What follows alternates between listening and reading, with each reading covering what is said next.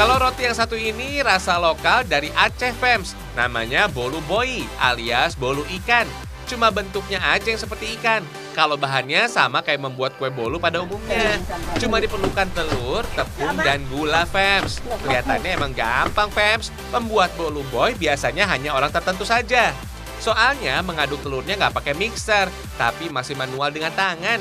Kalau nggak bisa mengocok telur dengan cara ini, lumayan gempor deh. Soalnya kecepatannya harus konstan agar telur mengembang dengan baik. Nggak cuma kocok telurnya aja, saat mencampurkan tepung juga masih diaduk secara manual.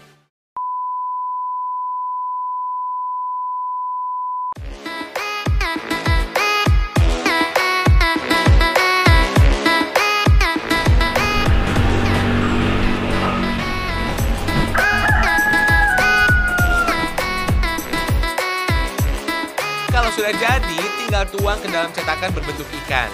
Lalu panggang ke dalam oven, Fems. Bolu boy biasanya dihadirkan dalam acara besar dan upacara adat di Aceh.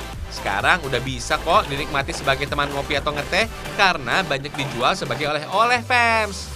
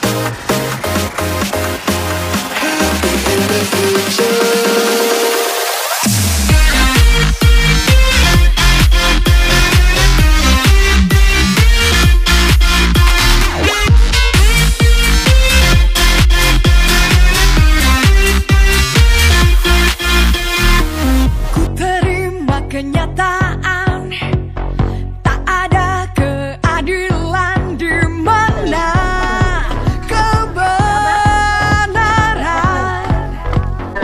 Atro ubilnya, ubil piraya. Ke saya betul nanti je. Setelah dicicipi tadi kue ini, gimana rasanya, Bu? Enak. Rasa kuenya apa? Asin atau gimana? Manis. Manis. Oke. Sering makan kue ini, Bu? Sering, kami bawa pulang ke Biren. Kami orang Biren. Biren. Datang kemari khusus atau gimana? Sambilan jemput cucu, singgah ke ini, ke tempat ini. Biasanya berapa banyak dibeli untuk pulang ke Biren? Kami belum tentu, kadang-kadang hampir 50.000. Nama ibu siapa, Bu? Nurmina. Nurmina.